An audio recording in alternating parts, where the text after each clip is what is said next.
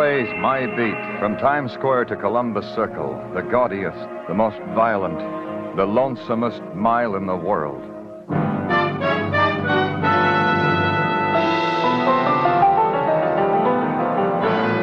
Broadway's My Beat, with Larry Thor as Detective Danny Clover.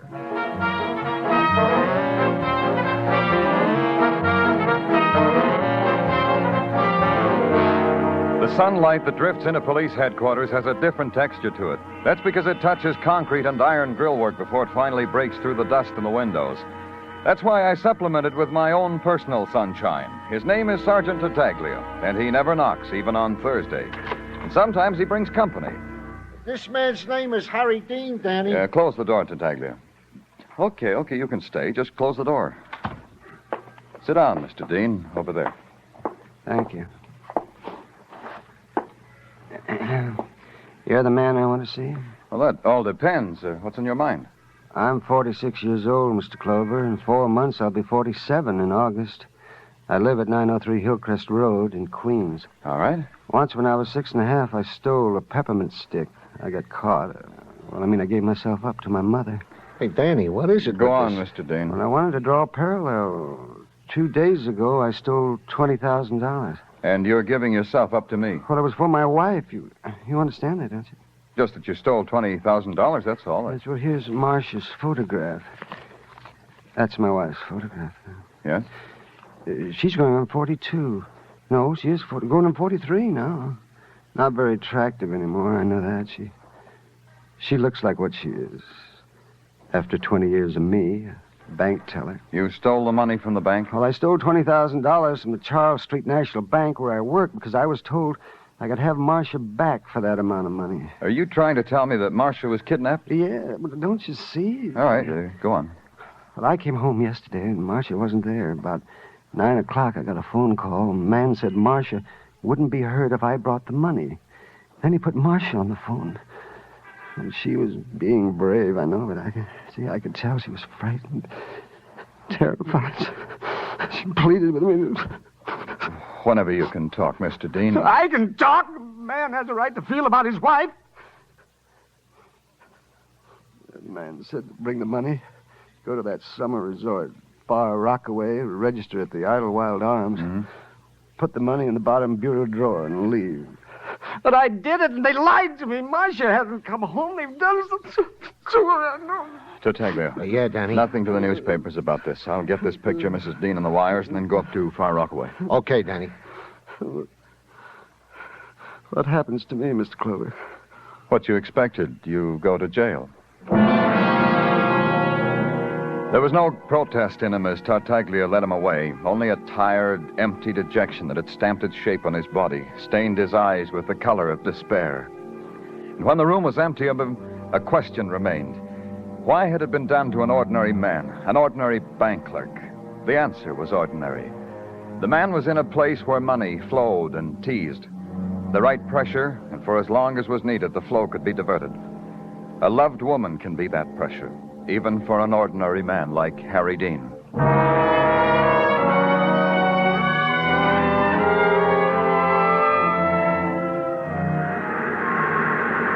At Far Rockaway, the beach is littered with the debris of those who have escaped for a day, for a weekend. The surf washes against the feet of a child, and the child screams. The mocking sun touches a woman's shoulders, and the woman giggles. The man lying buried in the sand next to her twinkles his toes. And strung behind them like a Munch-rented backdrop is a string of leering resort hotels with screened porches and empty rockers. The Idlewild Arms was one of these.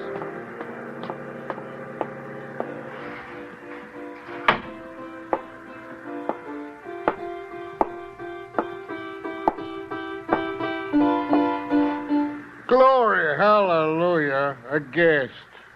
Hey, give me room, boy. I've got a welcoming speech for you. Just a minute, Don't interrupt, boy. It's the off-season, and I got to rehearse it on somebody, and you're just as good a guinea pig as anybody, aren't you, boy? Look, You're interrupting, boy. I'm going to have trouble with you. You may at that, kid. I'm from the police. The Idlewild Arms welcomes you with open arms. And I promise you ain't going to be idle, but you might be wild. Did I hear you, boy?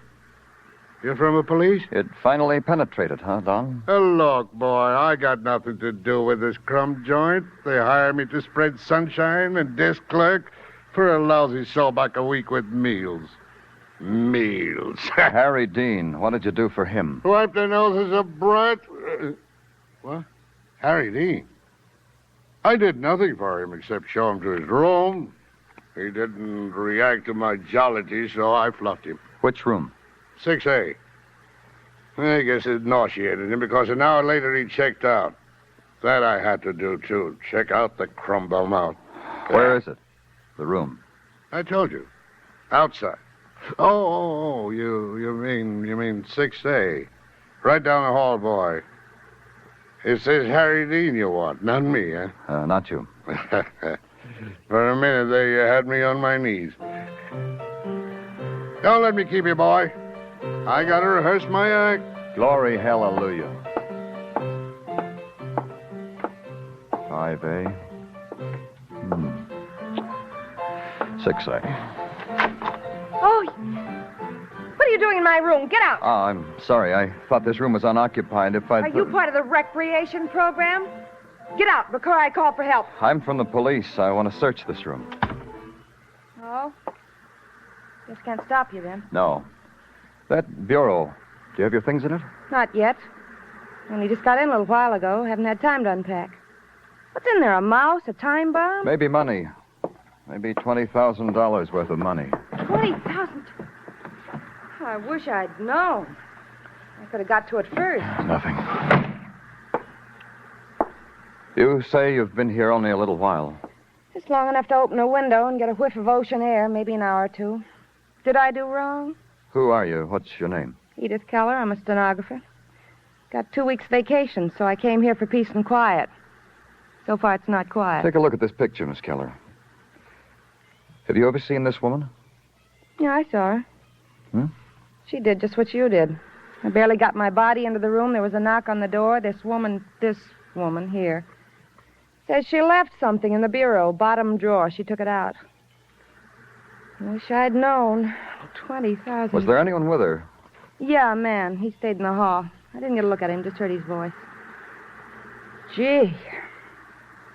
Gosh. I know, Miss Keller. $20,000.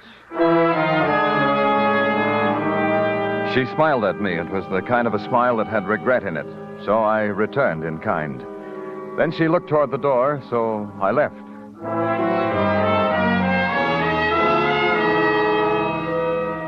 On the ride back to Manhattan, I jotted it all down in my mind. It was simple. Marcia Dean was never kidnapped. Marcia Dean had made a thief out of her husband. Marcia Dean, 42, going on 43, had run away with another man. The money her husband had stolen would finance the production. It meant starting all over again, back to routine. Find out about Marcia Dean. Climb concrete steps. Ring doorbells and call Marcia Dean's neighbors. I know you. You're a policeman. I am? If you're not, you just stole a police car. Come on in. Thanks. But this won't take long, Mrs. Graham. This way in the parlor. That's the mister sitting there in the rocker behind the newspaper. Graham? Graham, this is a policeman come to call. What's your name, mister? Clover. Danny Clover. Graham, his name is Danny Clover. Once Graham saw a picture in a magazine. Picture of a man in a rocking chair who was retiring on $200 a month. Graham sent in the coupon. Now it's 15 years later. Graham sits in a rocking chair just like the picture. Don't you, Graham? Miss Graham, I wonder if you can give me some information about a neighbor of yours.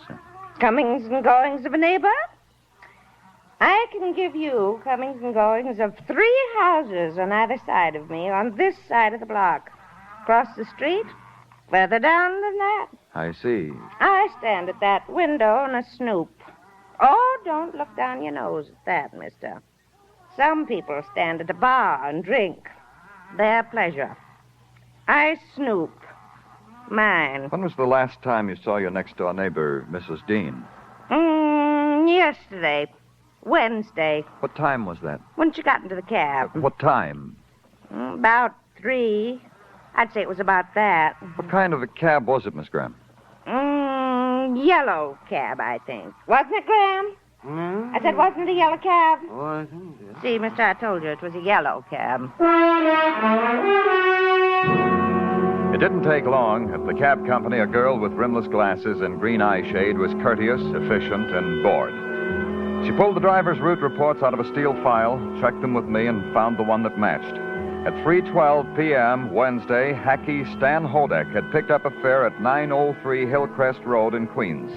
If I wanted to talk to Stan about it, the girl said she was sorry. There was no way of reaching him. He'd report in at 10 o'clock. If I cared, I could wait till then. I cared. At 10:05, a cab rolled into the garage. It was Stan, she told me. I went over to it. Oh, the things your body'll take just so's it can eat. You have that trouble, Mac? Continually. The girl in the office told me you were Stan Hodek. That girl is always right. It's like an affliction with her.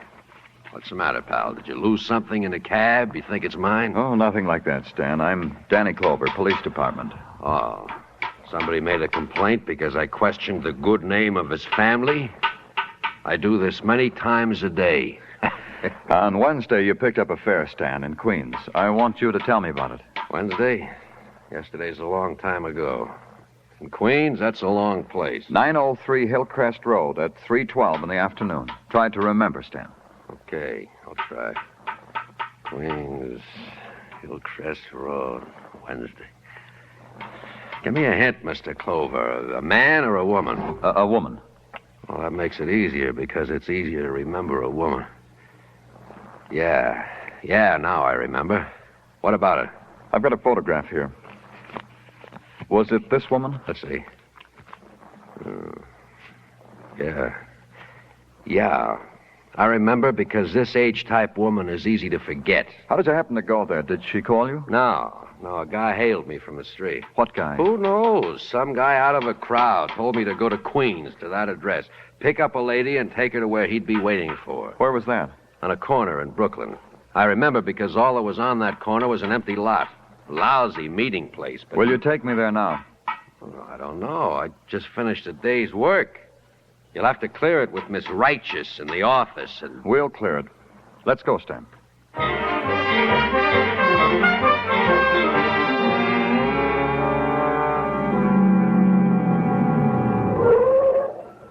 Right here, Mr. Clover. Here's where I left her off.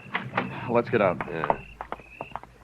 You're sure it was right here, huh? Sure, I'm sure. I ought to know. This billboard here was... You didn't see anyone pick her up? Will you tie my shoelace, mister? Hello, little girl. I fell down back there because my shoelace is untied. Here, put your foot up on my knee, honey. Thanks. Aren't you out pretty late? No. Do you stay out this late every night? Oh, no. Tonight I'm big. Tonight I'm a big girl. There you are. Thanks.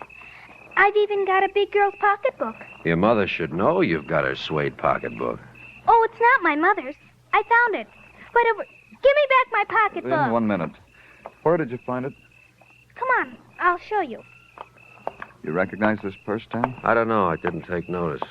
Right over here on the field. Over there. Near those tin cans. Stay here, Stan, with the girl. Yeah.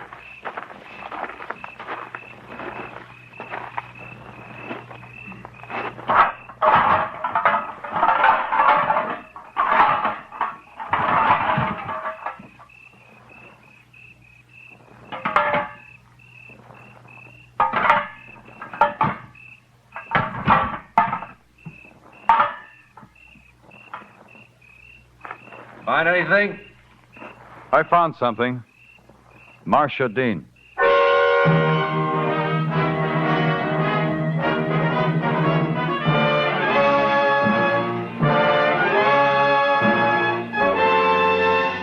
You are listening to Broadway's My Beat, written by Morton Fine and David Friedkin, and starring Larry Thor as Detective Danny Clover. When Dan Seymour starts putting in those phone calls from coast to coast on Sing It Again this Saturday night, there'll be $55,000 in prizes and cash riding on the calls. Hear Sing It Again this Saturday and every Saturday on most of these same CBS stations.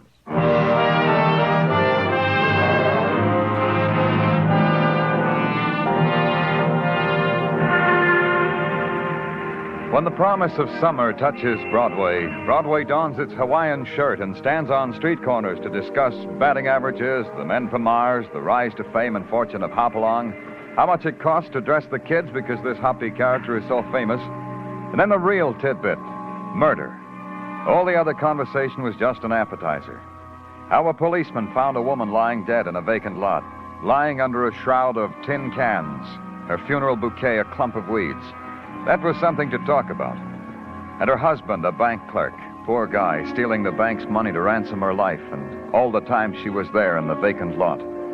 A lunch hour isn't long enough to discuss things like that. But at police headquarters, there's time. There's a cold, dank room that contains within itself all the time in the world. The morgue.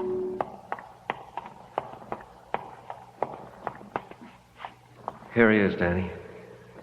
Oh, why did you have me brought here, Mr. Clover? I know she's dead. I know. Do I have to? I know what you must feel, Mr. Dean. This is something that it has to be done. You understand that, Mr. Dean? You'll be all right? Yes, Mr. Clover. Patrolman Kenny? Yeah. Was this your wife, Mr. Dean? Marcia. Sorry for all the bad times, all the hard years. Forgive me, Marcia. Mr. Dean. Mr. Dean. What do you want? When we brought the cab driver, Stan Hodek, to your cell this morning, he said he'd never seen you before. Yes? Had you ever seen him loitering around the house or the bank? Oh, no. Please, miss, please. And ask me questions another time. Hodek's voice, did you recognize it? Could it have been the one who made the kidnap phone calls? Oh, no, I don't know. How could I remember a voice? Can other people do that? Remember the sound of... Maybe it was his. I don't know. Patrolman Kenny. Yeah.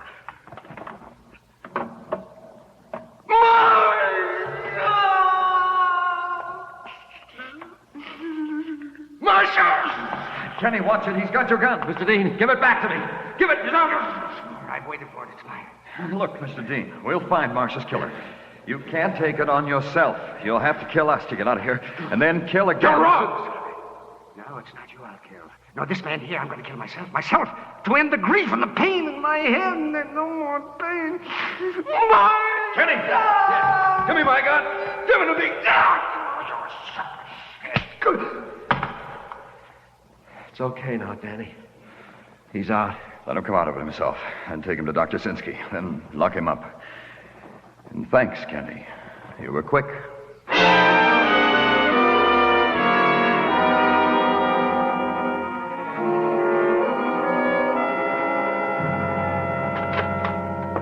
Can I come in, Danny? Come in, Tartaglia.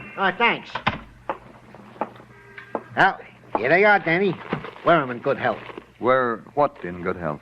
Your shirts and your intimates. Tartaglia... Your shirts and your intimates, Danny. A little plot Mrs. Tartaglia and I whipped up for you for Mother's Day. I heisted your laundry out of your locker and took it home. And Mrs. Tartaglia got together with her Bendix washer. Here is your laundry, Danny, as clean can be. Thank Mrs. Tartaglia for me. I will, Danny. It gives her pleasure. And when you leave, tear down that note I got up from the police board. Officer who bore laundry, return it to Danny Clover. No questions asked. Wilco. Roger. And now that we've solved the problems of the domestic life of the police department, may we get down to work, Gino? Oh, indeed we may. Then do it. Yeah, okay, Danny. Now, in the matter of the cab driver, Stan Hodek, to wit, we have had him sweating all morning over photographs from our rogues gallery in an effort to identify the man who hailed his cab with directions to pick up the now deceased Mrs. Marcia Dean. Anything? Nothing. Also, in the matter of Stan Hodek, we have checked his call sheet. Right after dropping Mrs. Dean, he picked up another fare a block away from the scene of the crime. Took said fare to the Roxy, thereby confirming Stan's story as far as time is concerned. All right. What else? In the matter of Harry Dean, to wit, about 15 minutes ago he was released on bail, said bail being set at $10,000. Who put it up, Tartaglia? Oh, his sympathetic employers, the Charles Street National Bank. Yeah, I figured they would. Man works at one place for 20-odd years, works there faithfully, then suddenly he needs a lot of money to buy back his wife's life. His wife gets murdered.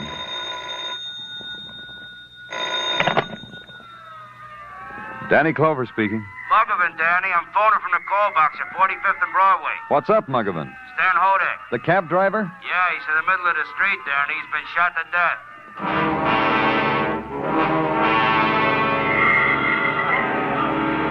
Danny? Danny, over here. Here I am.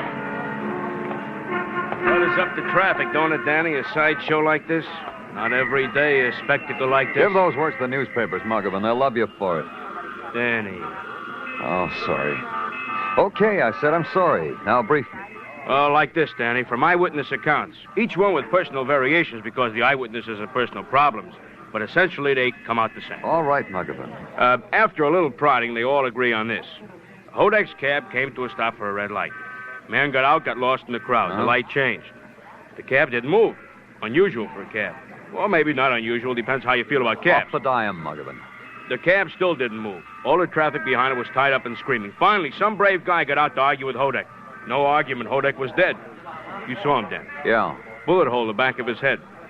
A new way to pay a cab fare, huh, Danny? The man who got out, could any of these eyewitnesses identify him? I asked him that, Danny. They laughed in my face. Who bothers to scrutinize a guy gets out of a cab?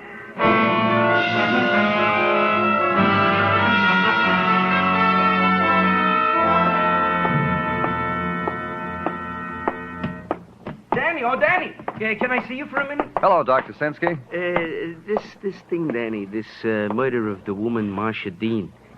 May I inquire as to your progress? What makes you so interested, Doctor? Oh, it disturbs me. A person like Mrs. Dean, who only saw her name in print in a telephone book, should... We've made some progress. Oh, I'm glad. I'm not a vindictive man, Danny, but whoever did this thing... I know what you mean. Danny, I got here the autopsy report on Marcia Dean. Tell it to me. That she was shot with a .32 caliber pistol you already know. Mm-hmm. She died instantly, the bullet entering the sternum at close range, pierced the heart. When found, she had been dead approximately 30 hours. Huh?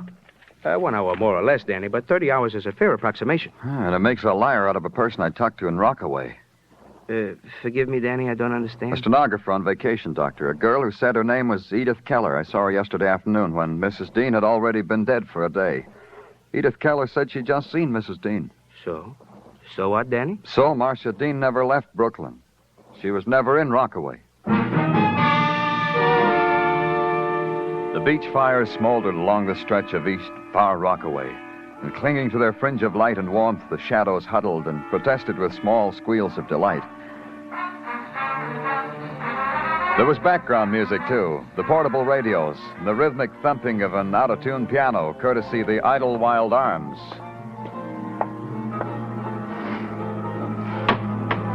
The lobby was decked with a desperate gaiety. Under torn Japanese lanterns, 2 people danced. Sitting alone on a wicker sofa was Edith Keller. I went up to her. You gonna ask me to dance? I'll dance. Miss Keller. Oh, I remember you. You're the detective. It's not against the law to ask a girl to dance, is it? I want to talk to you, Miss Keller. All right, we'll talk then. It's just as good. Watching the dancers and the fun, I was getting lonesome. Please sit down. Not here. Somewhere quiet. But... Your room. We'll talk there. Now, Miss Keller. All right.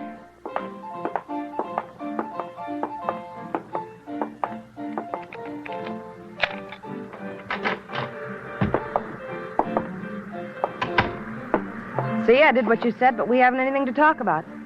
Not like this. A bank teller, Edith. Let's discuss him. Bank teller?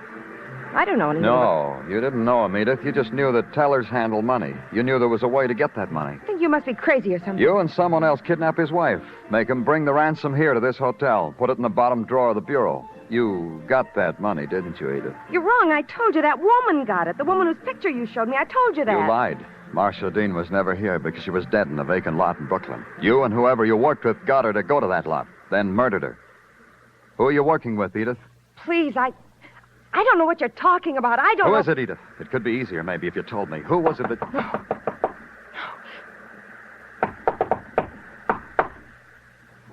Someone knocked, Edith.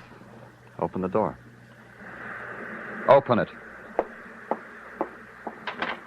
Darling. Harry, Darling. go away. Huh? Go away. Come on in, Harry. Close the door. All right. I'm in. Now what?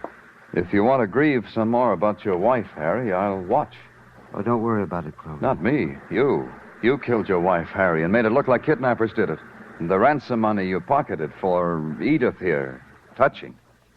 She's worth killing twice for, Clover. If you knew her like I did, you'd know that. After being married for 23 years, a man misses what he can only read about. Harry. You'd understand that, Clover. Killing the cab driver had to be done. You brought him into my cell to see if he'd recognize me. Of course he recognized. Why didn't he say he knew you? He got too clever. He caught on to what was happening. He wanted money. He said, let's go for a ride in my cab and talk about money. So I shot. An appetite like his was no good for Edith and me. Let's go, Harry. Well, then you know why I can't go with you. 2 killings. 3. Harry, no. No more killing, Harry. Edith, watch out. He's got to die. He's got to die. Edith! I didn't mean to shoot. Edith, don't die. Don't die. Please. Now listen to me, Edith. Don't die. I didn't mean to. Just breathe. Breathe, Edith. No!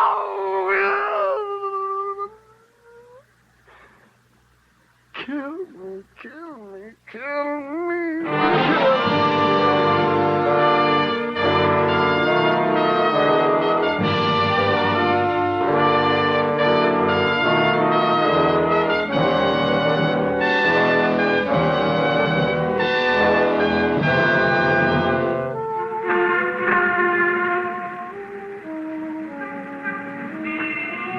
In May, the twilight sighs down on Broadway like a rosy promise. You walk toward it, then someone smiles and takes your hand, whispers to close your eyes. And your head gets banged against a wall. The lights are bright, the noise is loud, and your scream mixes well with the shriek of the night. It's Broadway, the gaudiest, the most violent, the lonesomest mile in the world. Broadway, my beat.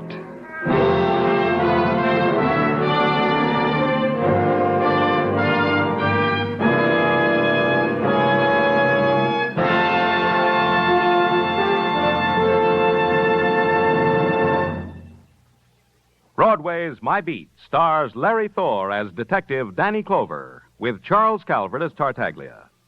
The program was produced and directed by Elliott Lewis. The musical score was composed and conducted by Alexander Courage. Included in the night's cast were Jack Crucian, Howard McNear, Joseph Granby, Virginia Gregg, Hal March, and Marlene Ames.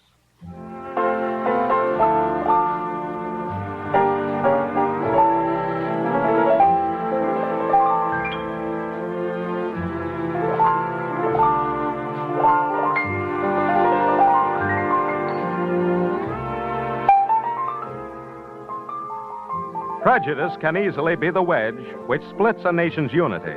And in these days of world disunity, America must remain a symbol of democratic strength. Watch closely for words of prejudice and stamp them out. Only by individual alertness can our nation safeguard itself against this disease which strikes from within. Accept or reject people on their individual worth. Joe Walters speaking. This is CBS, where the Goldbergs are every Saturday night, the Columbia Broadcasting System.